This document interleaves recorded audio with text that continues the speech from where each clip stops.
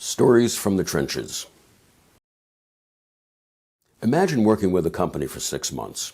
You've carefully rebranded their company and their product lines.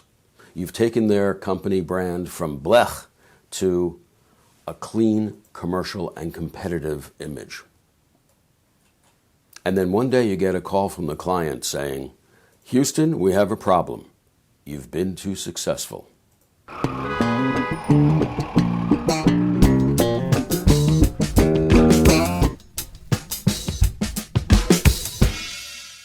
Some time ago, my company, GraphLink Media, was contacted by a tech company that had been languishing for a few years. Despite this, they had a good core product and good technology that showed a lot of promise. Within a few months, we revamped their entire brand image. We modernized their company name and rebranded their top technology. And we redid their logos, website, and sales decks. Within a few months, new customers started rolling in. So many, in fact, that they could afford to move from their rickety, walk-up, edge-of-the-city offices to a plush, midtown Manhattan office on the ground floor. Everybody was happy. They were happy, and they kept telling me this. But then one day, just a few months after moving to their plush new offices, I get a phone call. I'm told that, "Lance, we have a problem, and it's all your fault." My client went on to tell me that his industry can be very small and insular, even more than most. And he went on to tell me that since their brand makeover and move, they've been getting phone calls from some of their oldest and biggest clients asking, "Who bought you out? Who did you sell to?" My reaction was, "Hey, we did good." His was, "Yeah, maybe for new clients," but his large, older client base was concerned that they might not be getting the same attention and customer service they were used to getting before. He told me they need to find some way to reassure his older customers that it's the same ownership and that they should expect to get the same customer service they had for years. In something of a panic, he asked me if I thought we should go back to the old branding and his old website, which of course I said absolutely not.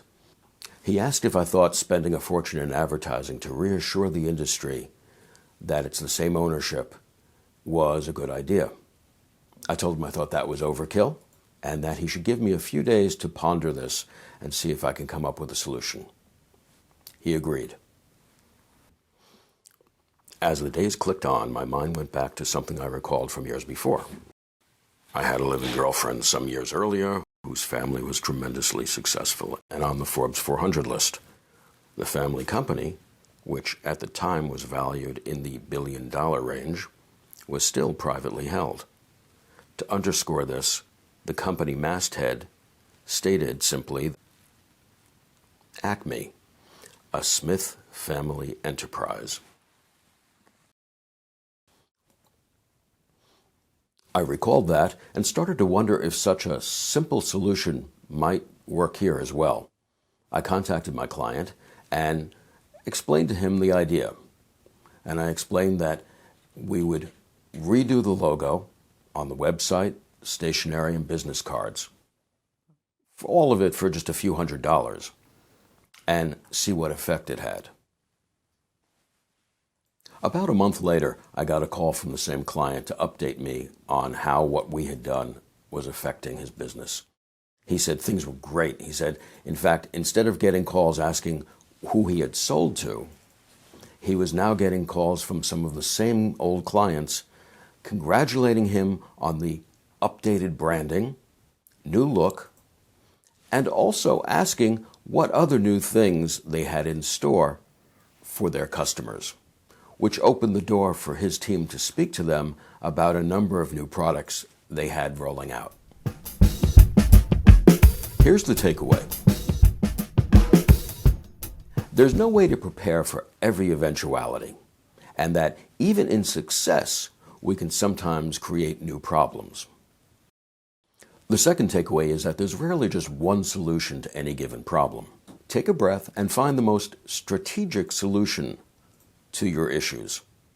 Oftentimes, it's not going to be the most dramatic or costly solution. Sometimes the simple little solutions work best.